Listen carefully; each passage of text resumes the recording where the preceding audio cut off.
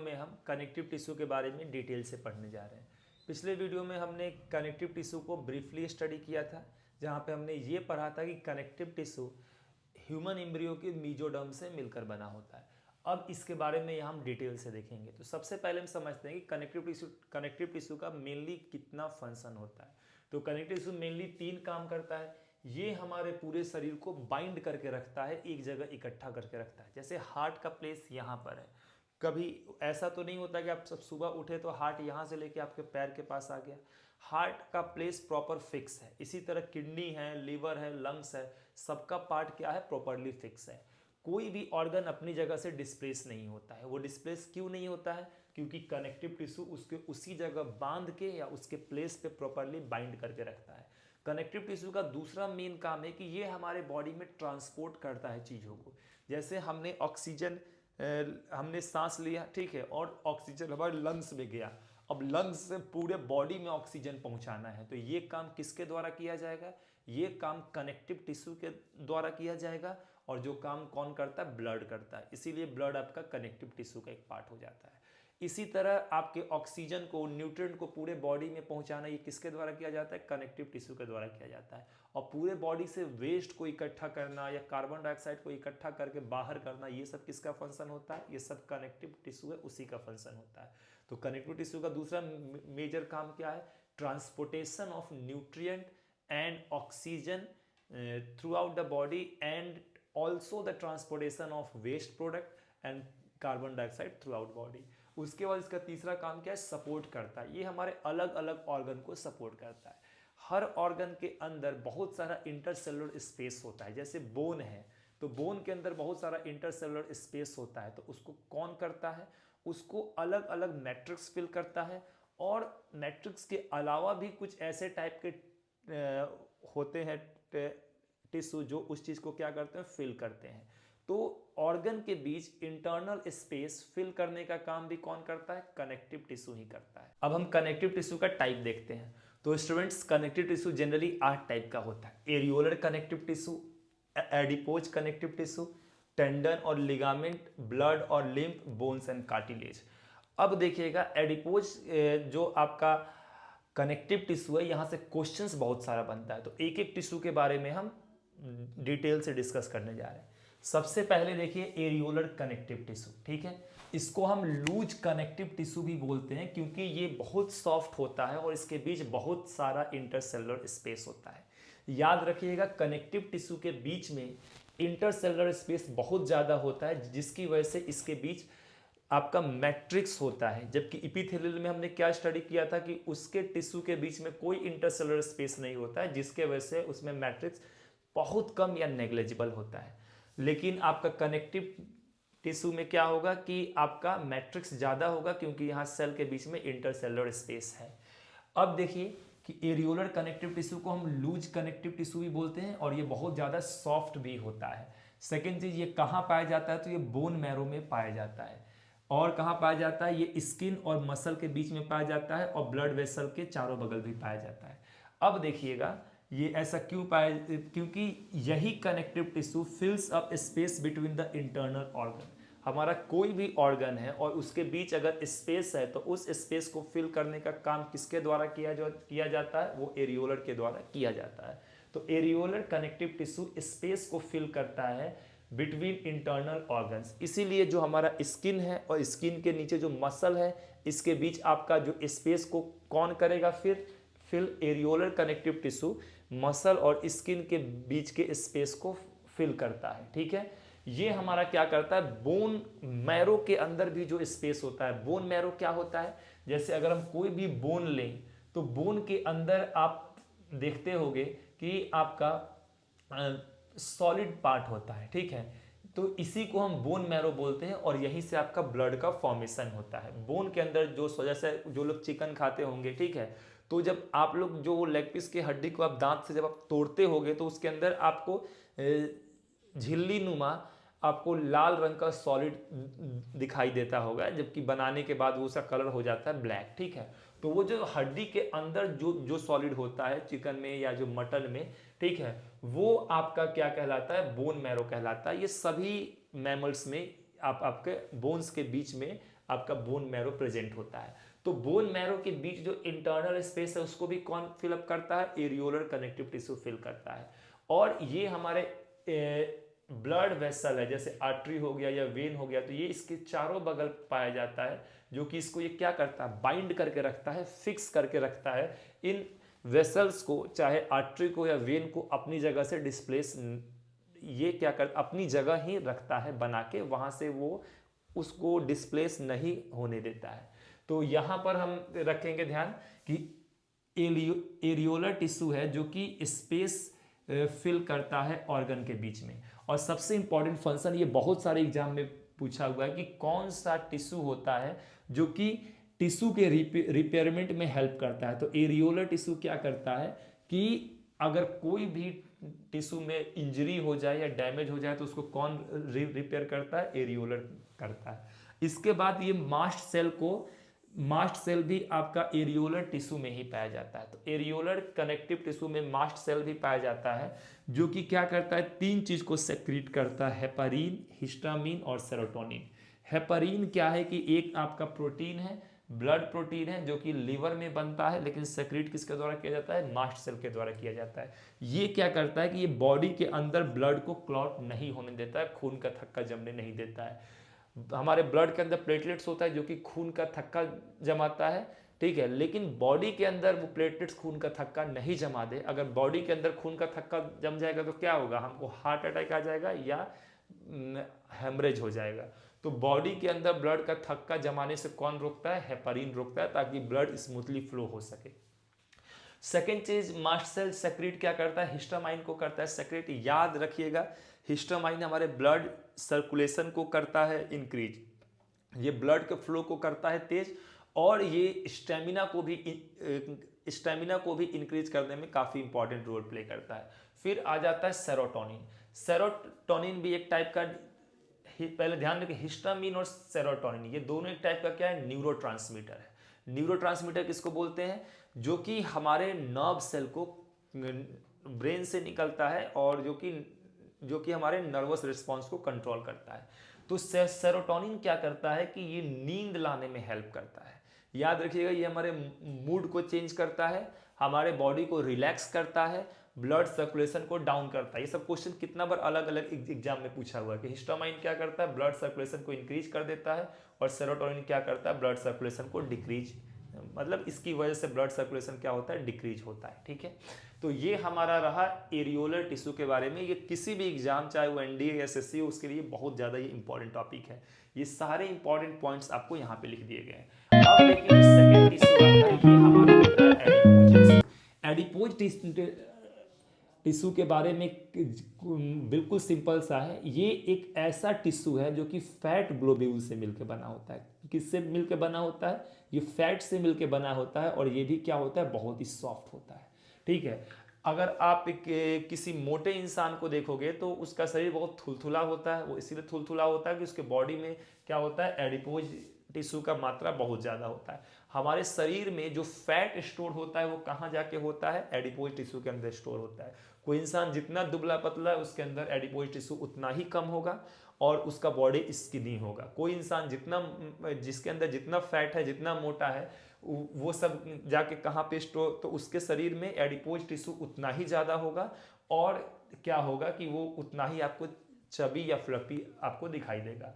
अब पहले देखते हैं कि एडिपोज टिश्यू ये कहाँ पर लोकेट करता है। तो याद रखिएगा, ये आपके स्किन के नीचे होता है। जस्ट आपने अगर देखा होगा तो कोई भी मोटा इंसान है तो उसका आप स्किन अगर आप खींचोगे तो वो बहुत ही हो जाएगा लंबा। ठीक है, तो अब क्या होता है कि एडिपोज टिश्यू जो होता है आपके स्किन, जैसे ये आपका स्किन हो गया और ये आपका मान लो मसल हो गया, तो ये इसके बीच में होता है। ठीक है, अब जितना ज़्यादा पर्सन के अंदर फैट होगा वो ये क्या होगा, स्किन उतना ही ज़्यादा फैलते जाएगा दूर, स्किन आपका उतना ही दूर आपका फैलते जाएगा, और वो पर्सन का विड्थ उतना ही आपका बढ़ते जाएगा। तो अगर पूछा जाए कि adipose tissue is situated where, तो ये फैट ग्लोब्यूल से बना होता है मिलके, और ये सिचुएट होता है between skin and the muscle, skin और मसल के बीच में होता है।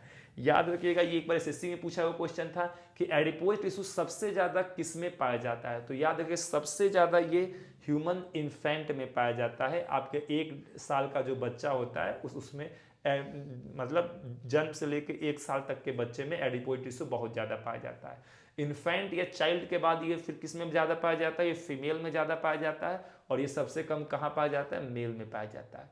एडिपोज टिश्यू आप देखोगे पोलर एनिमल में बहुत ज़्यादा पाया जाता है, जैसे आपका सील हो गई, जैसे आपका पेंगुइन हो गया, जैसे आपका पोलर बियर हो गया, इन सब में एडिपोज टिश्यू बहुत ही ज़्यादा होता है। इसमें एक बात आपको और भी रखना है ध्यान, एडिपोज टिश्यू क्या करता है, इंसुलेटर का काम करता है। ये हमारे बॉडी से हीट को बाहर नहीं जाने देता है। इसीलिए कोई पर्सन जो मोटा होता है उसको गर्मी के दिनों में गर्मी बहुत ज़्यादा लगता है, लेकिन ठंडी के दिनों में उसको उतना गर्मी नहीं लगता है, क्योंकि जो एडिपोज टिश्यू है जो उसकी स्किन के जस्ट नीचे है वो उसके शरीर से हीट को बाहर ही नहीं जाने दे रहा है, तो ये इसके शरीर को गर्म रखता है, बॉडी का टेम्परेचर ये मेंटेन रखता है। इसीलिए जो पोलर एनिमल्स होते हैं जैसे पेंगुइन हो गई, सील हो गया, पोलर बियर हो गया, इनको ठंडी के दिन में भी ये -20 या -25 डिग्री टेम्परेचर पे रह लेते हैं, क्योंकि इनके शरीर में बहुत ज़्यादा इसमें एडिपोज टिश्यू का मात्रा बहुत ज़्यादा है, और वो क्या कर रहा है कि इनके शरीर से हीट को निकलने नहीं दे रहा है। ठीक है, तो ये आपका सेकेंड पार्ट हो गया एडिपोज टिश्यू। अब हम इसके आ रहे हैं थर्ड पार्ट पे। थर्ड पार्ट पे देखिए टेंडन। टेंडन आपका क्या करता है, बोन को मसल से अटैच करके रखता है। जैसे ये आपका बोन हो गया, तो बोन आपका किसी चीज से अटैच तो है, जैसे अगर आप ये मसल देखोगे तो आपका बोन इन मसल से अटैच है। तो बोन्स और ये जो मसल है इसके बीच में अटैचमेंट का काम कौन करता है, ये टेंडन के द्वारा किया जाता है। तो इसके लिए आपको एक हम ट्रिक बता रहे हैं, इस ट्रिक को रखिएगा ध्यान। एक पहले ऐड आता था बिंगो टेढ़े मेढ़े, ठीक है, तो बी से हो जाएगा बोन, टी से हो जाएगा टेंडन, और एम से क्या हो जाएगा, मसल हो जाएगा। तो टेंडन आपका क्या करता है कि बोन और मसल को जोड़ के रखता है। बोन और मसल्स के बीच में कनेक्शन जो भी होता है वो किसकी वजह से होता है, वो टेंडन की वजह से होता है। फिर हम आते हैं लिगामेंट पे। लिगामेंट को ध्यान से देखिए, लिगामेंट 2 बोन्स को ज्वाइन करके रखता है। जैसे आपका 2 बोन हो गया, ये बोन हो गया, और ये बोन है, ये आपका फिंगर का 2 बोन है, तो 2 बोन को कौन ज्वाइन करके रखता है, तो वो लिगामेंट ज्वाइन करके रखता है। और जो आपका खिंचाव होता है, जैसे लोग बोलते हैं कि पैर का खिंच गया नस या हाथ का नस खिंच गया, जिसको हम स्प्रेन बोलते हैं, तो स्प्रेन आपका कहाँ पर होता है, स्प्रेन आपका लिगामेंट में होता है। ठीक है, अब इसके बाद आ जाता है ब्लड के बारे में। ब्लड के बारे में देखिए, ब्लड बहुत ही बड़ा टॉपिक है, इसके बारे में जो हम डिटेल से स्टडी करेंगे वो हम जो ब्लड चैप्टर के बारे में पढ़ेंगे तब इसके बारे में डिटेल से पढ़ेंगे। अभी कुछ बेसिक चीज इसके बारे में जान ले रहे हैं। ब्लड को फॉल्स कनेक्टिव टिश्यू भी बोलते हैं, ठीक है, आपको फर्स्ट पॉइंट ध्यान रखना है। ब्लड और लिम्फ ये दोनों ऐसे यही दोनों क्या है, फ्लूइड कनेक्टिव टिश्यू है। ऐसे कनेक्टिव टिश्यू है जो कि फ्लूइड के फॉर्म में है, जो कि कर सकते हैं फ्लो। इनका मेनली काम क्या होता है, ये मेनली ट्रांसपोर्टेशन का होता है काम। ये ट्रांसपोर्ट किसको करते हैं, O2 CO2 को और आपका न्यूट्रिएंट वेस्ट को, ठीक है। ये इन चीज़ों को क्या करते हैं, पूरे बॉडी में ट्रांसपोर्ट करते हैं। तो ब्लड आप लोग को मालूम ही है 3 अलग अलग टाइप का सेल होता है। ब्लड के अंदर सबसे ज़्यादा मैट्रिक्स पाया जाता है, और उस मैट्रिक्स को हम क्या बोलते हैं, प्लाज्मा बोलते हैं, जो कि पूरे ब्लड का क्या होता है 55% होता है। मैट्रिक्स आपको मालूम ही होगा, किसी भी टिश्यू के बीच में जो इंटरसेलुलर स्पेस होता है उसको फिल करने वाला सब्सटेंस क्या कहलाता है, मैट्रिक्स कहलाता है। तो ब्लड का मैट्रिक्स क्या हो जाएगा, प्लाज्मा हो जाएगा। अब हम लिम्फ की बात करते हैं। सबसे पहले समझिए लिम्फ क्या होता है।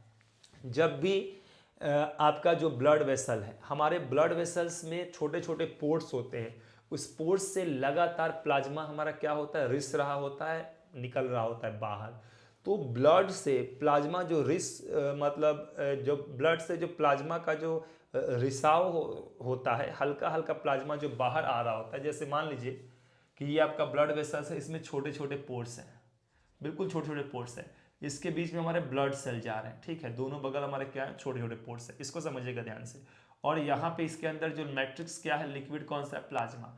अब ब्लड सेल तो इस पोर्ट्स से बाहर नहीं आएंगे, क्योंकि ब्लड सेल का साइज बहुत बड़ा है, पोर्ट्स का साइज छोटा है। तो यहाँ से क्या होता है कि प्लाज्मा धीरे धीरे लीक करता है। क्या करता है? धीरे धीरे प्लाज्मा लीक करता है, और लीक करने के बाद जो लिक्विड बाहर निकलता है इसी को हम लिम्फ बोलते हैं। इसी को हम क्या बोलते हैं? लिम्फ बोलते हैं। और लिम्फ आप ध्यान रखिएगा, जो कि ब्लड वेसल से जो प्लाज्मा लीक कर रहा है, चाहे वो आर्टरी हो या वेन हो, उस प्लाज्मा को हम लिम्फ बोलते हैं। और लिम्फ का जो सर्कुलेशन होता है उसको बोलते हैं लिम्फेटिक सर्कुलेशन। जैसे ब्लड का सर्कुलेशन ब्लड सर्कुलेशन कहलाता है, वैसे ही जो लिम्फ का सर्कुलेशन होता है हम उसको क्या बोलते हैं? लिम्फेटिक सर्कुलेशन भी बोलते हैं। अब देखिए यहाँ पर, तो ये हमारा लिम्फ भी हो गया, ठीक है। लिम्फ याद रखिएगा, लिम्फ दो काम मेनली करता है। ये पूरे बॉडी में फैट को ट्रांसपोर्ट करता है, जैसे ब्लड O2 CO2 को या ब्लड हमारे न्यूट्रिएंट को ट्रांसपोर्ट करता था, उसी तरीके से जो हमारा लिम्फ होता है ये फैट को ट्रांसपोर्ट करता है। और प्लस ये हमारे बॉडी में टी सेल जनरेशन में हेल्प करता है। मतलब हमारे WBC को क्या करता है? ये WBC को सपोर्ट करता है in the production of antibodies. तो लिम्फ का बस दो काम याद रखना है, फैट को ट्रांसपोर्ट करने में, कैरी करने में, और हमारे बॉडी का इम्यून रिस्पॉन्स को बेहतर बनाने में लिम्फ हेल्प करता है। फिर हम आ जाते हैं बोन्स पे। बोन्स भी आपका बहुत ही लंबा टॉपिक है, तो बोन्स को हम स्टडी करेंगे बोन्स चैप्टर में। अभी कुछ ऐसे पॉइंट देख लेना जो अलग अलग एग्जाम में पूछा जाता है। अब ये जो क्वेश्चन है ये आपका यूपीपीसीएस का आपका क्वेश्चन है कि हार्वेशन सिस्टम कहाँ पाया जाता है। इसको देखिएगा ध्यान से, इसके बारे में हम पूरा डिटेल से पढ़ेंगे अलग वीडियो में, लेकिन आपको इसलिए बता दिया जाए कि आपको ध्यान रहे। हार्वेशन सिस्टम आपका बोन्स में पाया जाता है, बोन्स ऑफ मैमल में।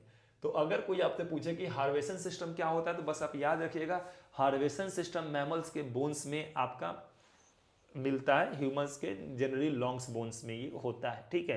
ये क्वेश्चन बहुत सारे एग्जाम में पूछा होता है, इसलिए मैंने इसको यहाँ पे लिख दिया है। बोन्स के अंदर बोन्स का जो मैट्रिक्स होता है, जैसे बोन्स है, हमने क्या पढ़ा? कनेक्टिव टिश्यू के बीच में इंटरसेलुलर स्पेस बहुत ज्यादा होता है। तो जैसे ब्लड के इंटरसेलुलर स्पेस को या ब्लड के मैट्रिक्स को हम क्या बोल देते हैं? प्लाज्मा बोल देते हैं। वैसे ही जो बोन सेल होता है, इनके बीच के स्पेस को जो मैट्रिक्स फिल करता है, वो कैसा मैट्रिक्स होता है? सॉलिड होता है। तो आपको याद रखना है बोन्स का मैट्रिक्स क्या होता है? सॉलिड होता है। और वो किसका बना होता है? वो कैल्शियम फॉस्फेट का बना होता है, Ca3PO4। वो आपको याद रखना है, वो किसका बना होता है? कैल्शियम फॉस्फेट का बना होता है। तो अगर हम ब्लड के मैट्रिक्स का करें बात, तो ये प्लाज्मा होता है, लिक्विड होता है, जबकि बोन्स का मैट्रिक्स क्या होता है? सॉलिड होता है। अब आते हैं कार्टिलेज। कार्टिलेज हमारे शरीर का सॉफ्ट बोन, जो हमारे शरीर में सॉफ्ट बोन होता है, इसको हम कार्टिलेज कहते हैं। एग्जाम में इसमें क्या पूछा जाता है कि ये कहाँ कहाँ पाया जाता है? तो ये आपके नोज पिना पे पाया जाता है, नाक पे। आपके गले में ट्रैकिया में एक सी शेप का कार्टिलेज होता है, जो कि इसको, जैसे ये हमारा ट्रैकिया है, विंड पाइप, तो इसके अंदर क्या हो जाएगा? सी शेप का एक कार्टिलेज होगा, जो कि इसको कोलैप्स नहीं होने देगा, इसको चिपकने नहीं देगा। तो ये आपका जो नोज पिना है यहाँ पाया जाता है, आपके ट्रैकिया में पाया जाता है, आपके कान में भी आप देखोगे तो सॉफ्ट बोन होता है। प्लस ये बात ध्यान रखें, जितने भी आपके लॉन्ग बोन्स है, जैसे आपका हैंड हो गया जिसको हम अपर लिम्स बोलते हैं, या जो आपका लेग हो गया, लेग में जो घुटना होता है, तो दो बड़े बड़े बोन के बीच में, दो बड़े बड़े बोन के बीच में क्या पाया जाता है? कार्टिलेज होता है। जो दो बड़े बड़े बोन्स होते हैं उनके बीच में क्या होता है? कार्टिलेज होता है, जो इनके मूवमेंट में हेल्प करता है। अब बोन्स और कार्टिलेज दोनों मिलकर किस चीज का फॉर्मेशन करते हैं? तो दोनों मिलकर क्या कर लेते हैं? स्केलेटन सिस्टम का फॉर्मेशन करते हैं, ये याद रखना है।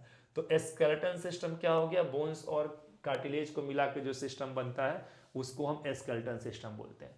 अब हम कुछ कनेक्टिव टिश्यू के बारे में देख लेते हैं। देखिए, ट्रांसपोर्टेशन का काम तो आपका ब्लड के द्वारा हो गया, लिम्फ के द्वारा हो गया। बाइंडिंग देखें तो बाइंडिंग कौन कर रहा है? तो बाइंडिंग आपका लिगामेंट कर रहा है, जो कि बोन और बोन को बाइंड किए हुए है, और टेंडन कर रहा है, जो कि बोन और मसल को एक साथ किए हुए बाइंड। प्लस एरियोलर कर रहा है। एरियोलर क्या करता है कि स्किन और मसल को करता है बाइंड पहला, और इंटरनल ऑर्गन के बीच के स्पेस को करता है फिलअप, और सबसे इंपॉर्टेंट चीज टिश्यू के रिपेयरमेंट में हेल्प करता है। और उसके बाद बोन्स और कार्टिलेज हो गया, जो कि आपके स्ट्रक्चर को सपोर्ट करता है। ओके, तो ये आपका कनेक्टिव टिश्यू।